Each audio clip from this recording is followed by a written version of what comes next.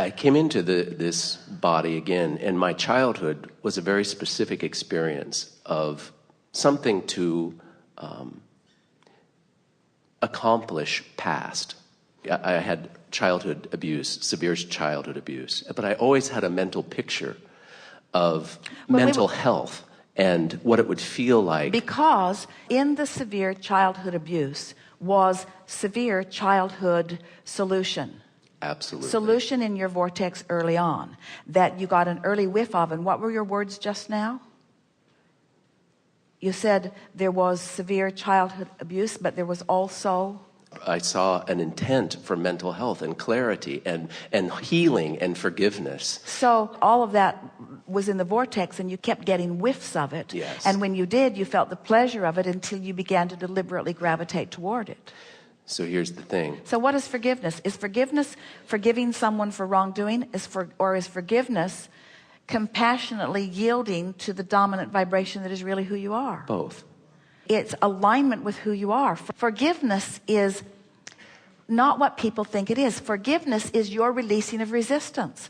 And you have to find somehow, some way to let go of that. Forgiving the person that you're litigating. But forgiving them, it's like looking right at the problem and saying, that's not a problem, when every fiber of your being knows that it is a problem. Forgiveness is reorienting your view until there's no vibrational attachment to the unwanted, which allows you to connect to the fullness that you really are.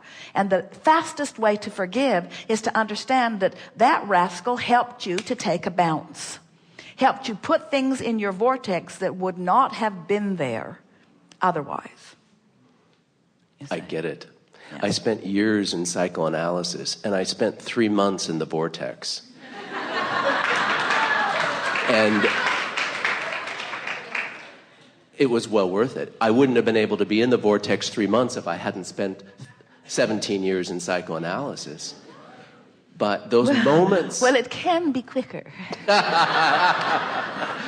The moments with the woman that I worked with, that I call the aha moments, I'm having as the majority of my experience today as a result of aligning with the vortex. Here's the power of what happens here. You all are so patient because you're willing to sit in an attitude of trust and listen to us ramble endlessly from your in the vortex point of view. And as you do that, you tune your vibrational frequency to who you really are, so that then the knowledge that you've always held comes out into full view. So then things that you heard through all of those years, things that weren't meaningful from a different vibrational standpoint, suddenly begin to make sense. You see. Resonance. That's what alignment is. That's what vortex is. It's resonance, which is tuning the vibrational frequency to the fullness of who you are. Do you like knowing that the fullness of who you are is continuing to expand? I love it. So that you have this never-ending journey? And do you like knowing that because you don't want to be bored with what is, or do you like knowing that because you get hooked on that feeling of expansion? Not one of you said, I'll come into a physical body and I'll endure for expansion. Every one of you said, I'll come into a physical body and I'll sift and sort for the thrill of expansion. There was no emphasis on the putting up with the restriction or the resistance. It was all about knowing the bliss of the motion forward, the alignment with that which it's like a cycle, a never-ending cycle, where you become and then you allow what you've become, and then you become some more and you allow what you've become. So life causes you to become it, but it isn't until you allow what you've become that it's really fun. So during those challenges, when you're becoming, that's when everybody's saying, oh, you need to forgive. And we say, I blah, blah, blah, blah, blah. Blah, blah, blah, blah, blah, blah, blah. In other words, life just causes you to expand. When you put the emphasis on allowing, that's when it starts clicking into place for you, you see. So all this forgiveness stuff is all well and good, but it's got you pointed toward the thing that you're trying to overcome.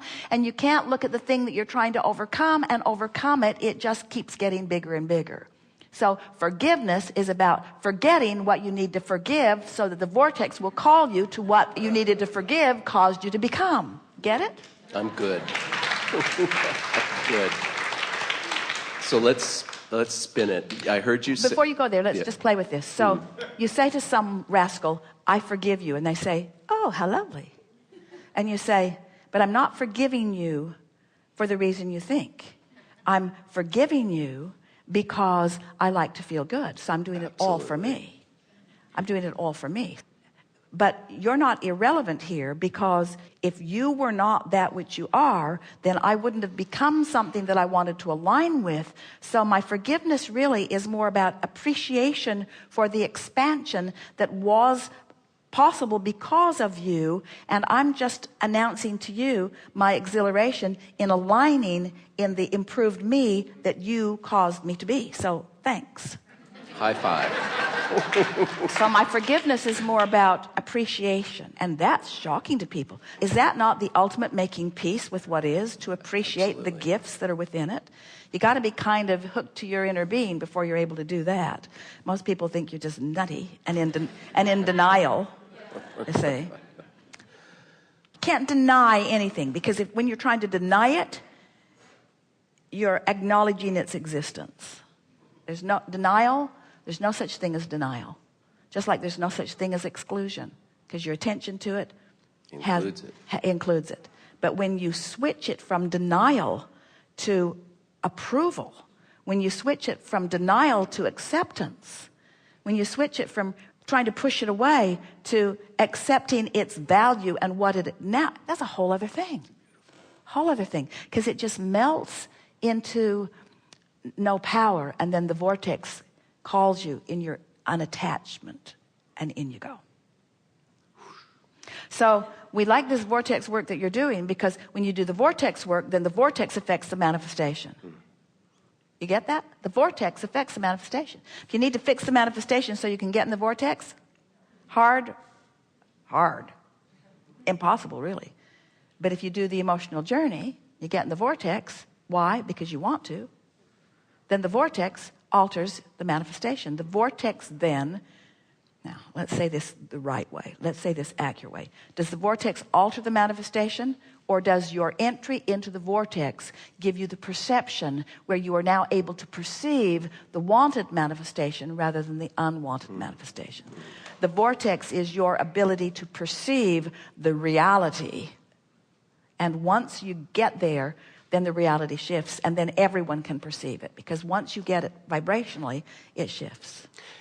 And the ease of which that happens is phenomenal.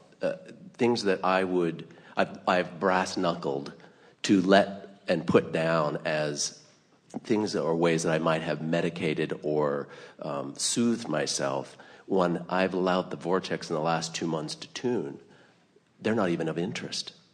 It's taken my attention. I haven't even tried to take my attention off of those things. They just dropped. They become irrelevant. In your restructuring of your vibrational habit, and therefore law of attraction's new response to your newfound point of attraction, your entire world changes. But to the others that are still focused the way they were, their world hasn't changed, and they resent you for not noticing their yucky world. They say, you should be more compassionate. You should be compassionate.